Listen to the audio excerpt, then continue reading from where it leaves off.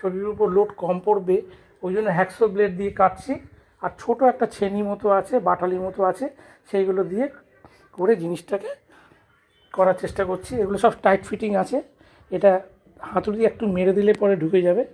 পরবর্তী সময়ে এগুলো আবার যেন এদিকে এদিকে নড়তে পারে, কারণ বাঁশগুলো যেহেতু বেঁকা আছে, কোনো বাঁশ এখানে লাগবে, কোনো বাঁশ এই পাশে লাগবে, সেই হিসাবে কিন্তু এগুলোকে তখন ক্লিয়ারেন্স করব, করে ঠিকঠাক করে বসাবার চেষ্টা করব।